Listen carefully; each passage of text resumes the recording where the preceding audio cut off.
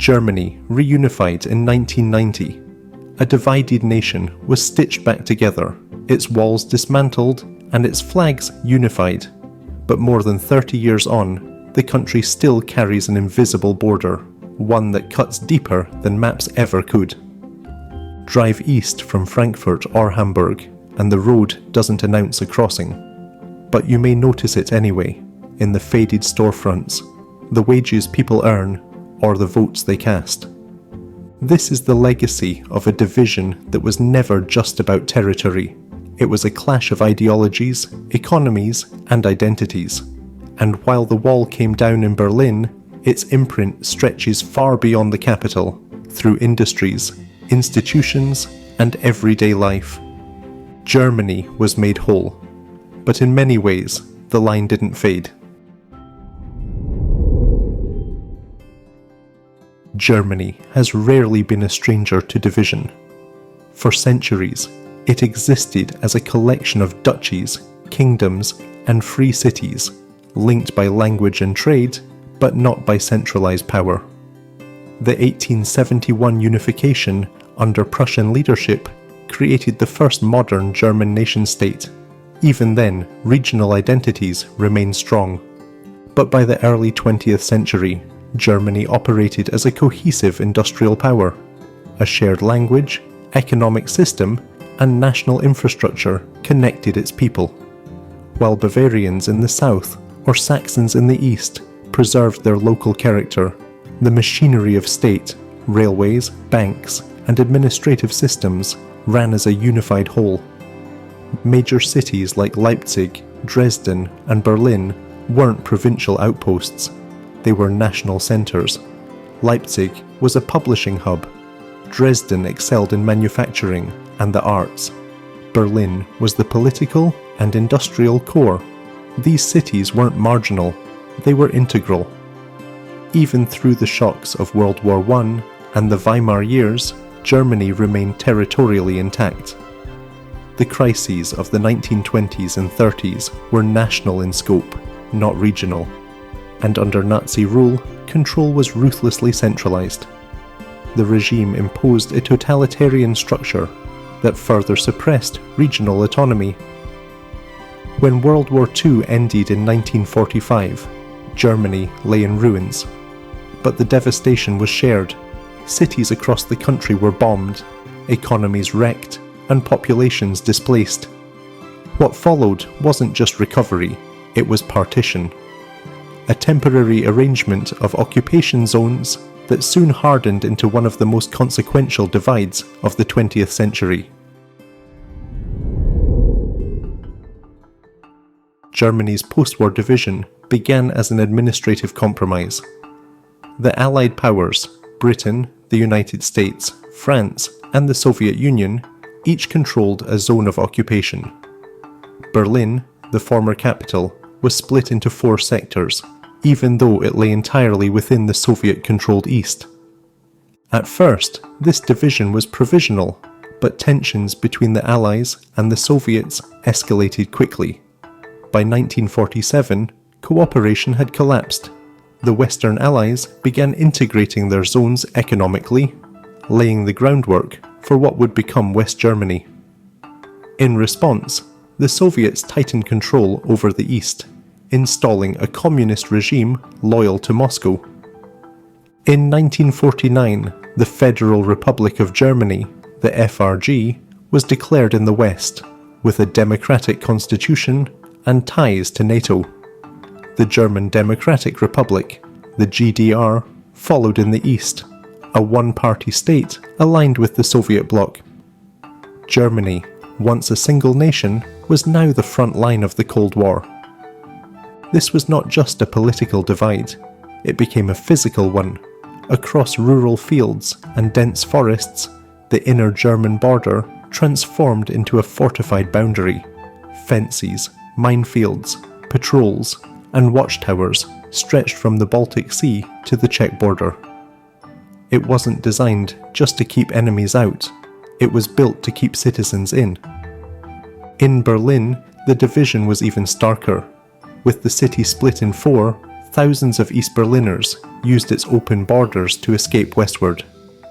By 1961, the exodus threatened the stability of the East German state. The solution was sudden and brutal: the Berlin Wall. Concrete slabs, barbed wire, and armed guards sealed off East Berlin overnight. The wall became the symbol of the Cold War, but the inner German border was arguably more impactful. It bisected towns, families, and transport routes. It turned neighbours into foreigners and rerouted entire supply chains. Roads were severed mid-pavement, rail lines simply stopped. What made this line unique was that it didn't follow geography. It wasn't a river or a mountain range.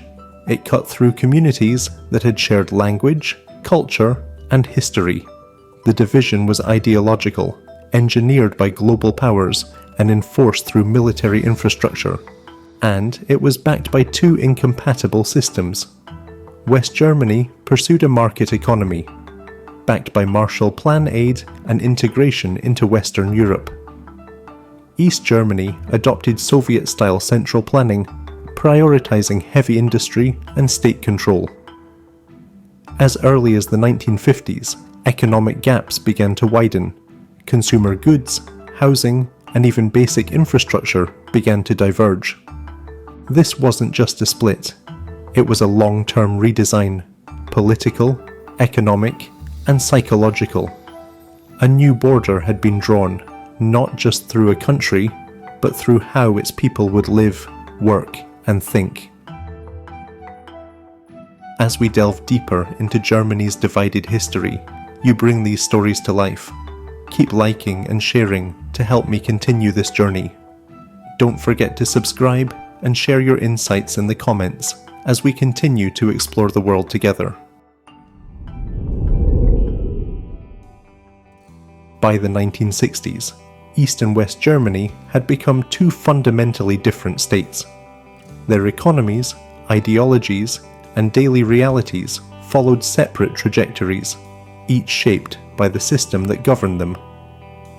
In the West, the Federal Republic enjoyed sustained growth, aided by Marshall Plan investment and integration into Western markets. It experienced the Wirtschaftswunder, or economic miracle. Consumer goods flooded shops, wages rose, and infrastructure modernized. Democracy took hold, underpinned by decentralization and a liberal constitution. In the East, the GDR centralized everything. The economy was planned from Berlin, with strict quotas and state ownership across most sectors. Heavy industry was prioritized at the expense of consumer needs. Scarcity was common. Supermarkets stocked fewer products, and queues were part of everyday life. The visual contrast was stark. Prefabricated concrete blocks, Plattenbau, replaced much of the GDR's war-damaged housing. Trabis, the East German car, filled city streets. West Germans, meanwhile, drove Volkswagens, shopped in department stores, and took package holidays to the Mediterranean. But this wasn't just about possessions, it was about control. In the East, the state watched its citizens closely. The Stasi, East Germany's infamous secret police, built a vast network of informants. Travel was tightly restricted. Most East Germans couldn't leave, and contact with relatives across the border was limited. Education too diverged. In the GDR, school curricula were infused with Marxist-Leninist ideology. Youth organizations trained children in loyalty to the state. Meanwhile, West German students studied under a democratic model, exposed to pluralism, critical thinking, and broader global influences. Over time, the consequences deepened. West Germany attracted immigrants and investors. Its cities became more cosmopolitan. East Germany, more isolated, struggled with productivity and innovation. By the 1980s, the GDP per capita in the East was roughly half that of the West. Despite this, many East Germans believed in their system. Some appreciated its social guarantees: full employment, low-cost housing, free childcare. but frustrations simmered about censorship, shortages, and a lack of freedom. Every year, thousands risked everything to leave. Some made it, many didn't. The Berlin Wall stood not just as a barrier, but as a daily reminder that for millions, freedom meant separation from opportunity, from relatives, and from an entirely different way of life. The fall of the Berlin Wall in 1989 was euphoric. Within a year, Germany was officially reunified. But while the political merger was swift, the economic and social integration was anything but. The West absorbed the East, legally, economically, and administratively. West German laws became national laws. The Deutsche Mark replaced the East German currency overnight. But East Germany's economy wasn't ready. Many of its industries were uncompetitive, outdated, or deeply inefficient by Western standards. Enter the Treuhandanstalt, or Treuhand, a federal agency tasked with privatizing over 8,000 East German state-owned companies. It was one of the largest sell-offs in economic history. In theory, it was meant to modernize and integrate the East. In practice, it led to mass closures, layoffs, and accusations of mismanagement and corruption. Factories shut down, mines closed. Entire towns lost their economic base in the span of a few years. Between 1990 and 1995, the East lost more than 2 million jobs. Many never returned. To soften the blow, the West poured in money, more than 2 trillion euros in public transfers over 3 decades.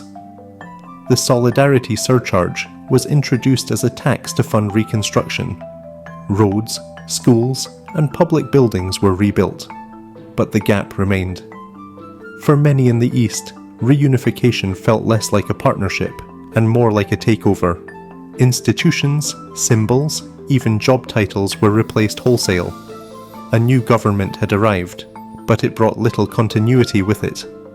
And while the physical border had vanished, a psychological one lingered. The West brought money, but also assumptions that East Germany had failed entirely, that its citizens would simply adapt. But identity doesn't shift overnight, especially not after 4 decades of separation. 3 decades on, Germany is a success story. It's the largest economy in Europe, a stable democracy, and a global leader in industry and innovation. But traces of its division remain, and in some places, they're easy to measure. Wages in the East still lag behind. As of the early 2020s, workers in former GDR states earned about 85% of what their Western counterparts made. Unemployment is generally higher. Corporate headquarters and high-paying jobs remain clustered in the West. Demographics tell the same story. Many young people in the East move away, often westward, for education or work. Some regions face shrinking populations and aging communities.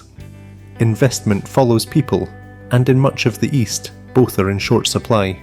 Politics, too, reveal the fault lines. Parties that struggle in the West often thrive in the East.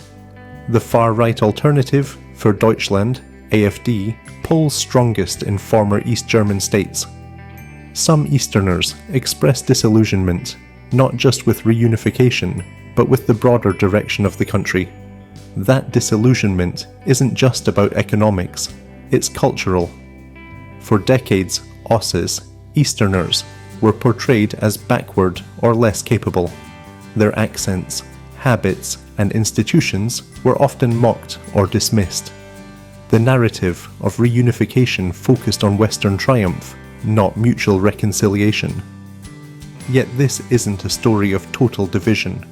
Many former East German cities, Leipzig, Dresden, Erfurt, have revitalized. Infrastructure is strong. Universities attract talent. Tourism is growing. And younger generations, born after reunification, often don't feel the same divide. Still, the old border can resurface in unexpected ways. In economic maps, voting patterns, even Google search trends, the East-West split is often visible, subtle but persistent. What it shows is that borders don't always end when they're erased from maps. Some lines stay drawn in people's lives, in their opportunities, and in the stories they're told. Germany's journey from division to reunification to integration is still unfolding. For most countries, 30 years is a generation. For Germany, it's still within living memory and within living systems. Many of the institutions, habits, and expectations shaped on either side of the divide remain embedded in daily life. And yet, change continues. Younger Germans, especially those born after 1990, are less bound by East-West identities. They move freely, study across former borders, and engage with a national culture that is slowly stitching itself together.